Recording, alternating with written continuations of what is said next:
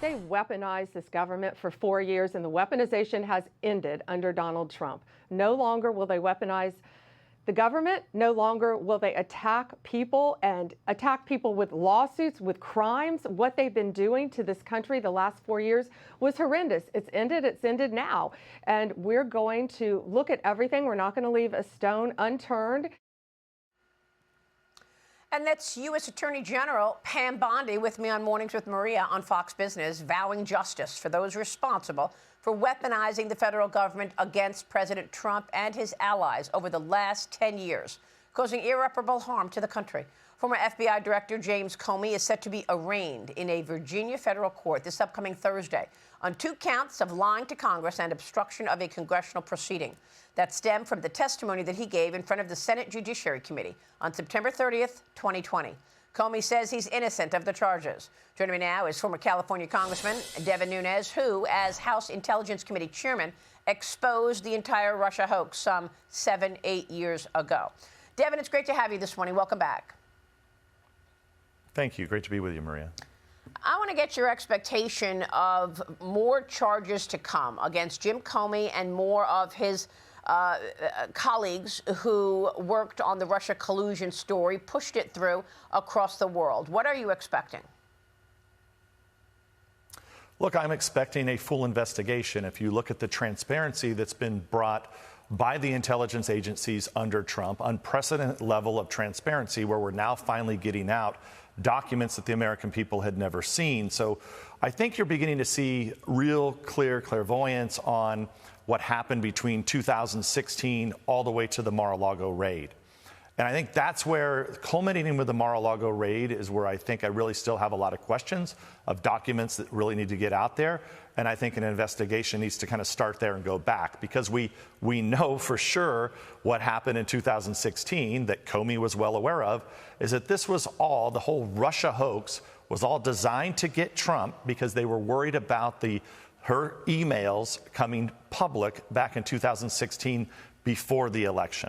So yeah. I think we have real clairvoyance there, Maria. You've covered on your show for many, many years. Where we still are missing information is, how was Jack Smith appointed to go after Trump in 22? Who decided to raid Mar-a-Lago? What documents were they looking for? These are all the questions that still remain to be answered, and I think where the investigators need to start from there and go back. What is different about grand conspiracy? What does grand conspiracy tell us if, in fact, they are able to put the puzzle together that, yes, this has been a conspiracy since 2015? Well, I think you just have to answer yourself the common sense question is was it a conspiracy or not? And clearly, unless you've been hiding under a rock somewhere, this has been a conspiracy to weaponize the U.S. intelligence agencies against the most popular Republican since Ronald Reagan, and that is President Trump. He became very popular in 2016, was a popular president, remains popular, was reelected president. It was all designed to target and take down one of your political enemies, so much so that they actually raided his home. A private home of a former president at that time. I mean, these are not things that allow a republic to be in a situation where it can withstand the long run if you have intelligence agencies that are effectively working with the fake news, working with nonprofits, all to benefit one political party. And that's what you've had. So it was a conspiracy. It is a conspiracy. And so whether or not you can make those charges, I'm not a lawyer, never been a prosecutor, but I've done a lot of these investigations. And to me, really what matters is the court of public opinion. What matters are the statutes and law. And I would, from my vantage point, it's pretty clear that there was a conspiracy on a number of fronts.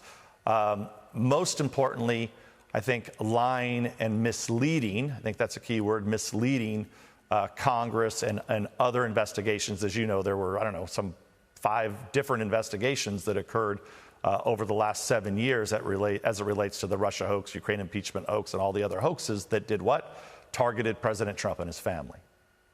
And I talked with you throughout this 10-year period over and over again, and I remember many years ago you would say, we've asked them for these documents, we've asked them for that document, and they sat on it and waited and did not give you the documents as chairman of the Intelligence Committee or ranking member as the Intelligence Committee.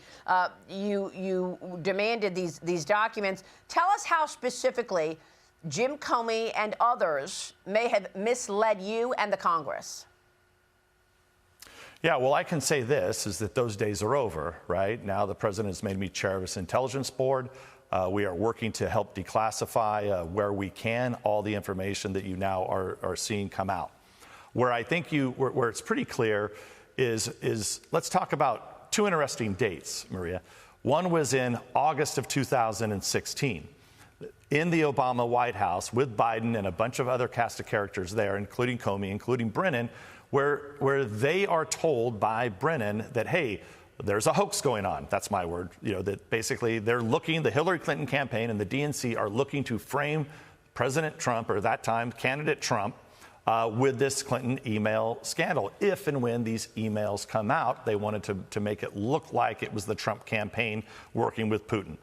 They knew that in August of 16. Now, how is it possible that all of these cast of characters that were interviewed by multiple, not only the House Intelligence Committee, but also in the Senate and Horowitz and all the way to Durham, they just had amnesia, just forgot about this. They all those years went by and they don't remember that this was a cover-up for the Hillary Clinton email campaign?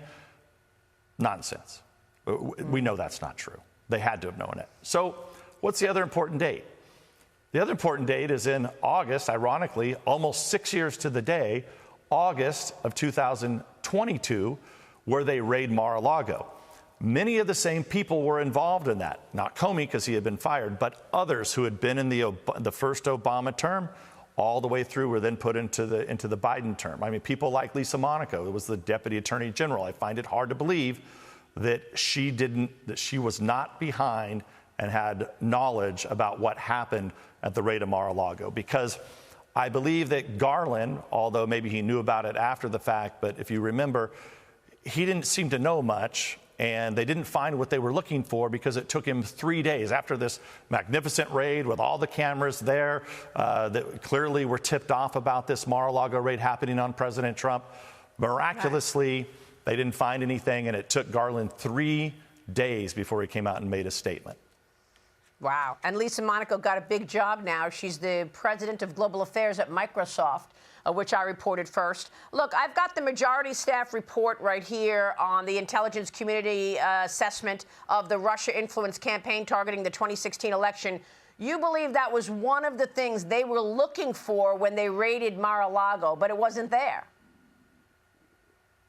Yeah, that's right, because that was supposed to be declassified. We asked President Trump to declassify that in 2020.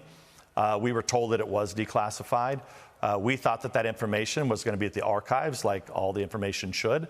But then when we asked the archives about it and other people asked the archives for it, it wasn't there. So it's just, and that document's very damaging. It's a 40-page report that House Republicans worked on for a long time. Not only my committee and now now the current chairman Rick Crawford was able to get that information out. It's a very damning report that showed that Russia didn't think that Trump was going to win, which I think we all know. Once again, just common sense in 16. Why would the Russians be helping someone that they didn't think was going to win? Right. A great point. Devin, real quick on Gaza, do you trust Hamas to actually keep its word here, real quick? No, I don't think anybody trusts Hamas, but I think President Trump bringing Egypt, Turkey, the Gulf states all together, this is an opportunity that President Trump is giving for the Middle East. Let's hope that they take it. But I think time is clicking, and we'll see what happens. But I would not want to be on the wrong side of President Trump. He's proven that he will take action. All right, we will leave it there. Devin, always a pleasure to talk with you. You are the chairman of President Trump's Advisory Intelligence Committee. Thank you, sir. Devin Nunes joining us. We'll be right back. Hey, it's Will Cain. Click here to subscribe to the Fox News channel on YouTube. It's the best way to get our latest interviews and highlights. And click to subscribe to the Will Cain podcast for full episodes right now.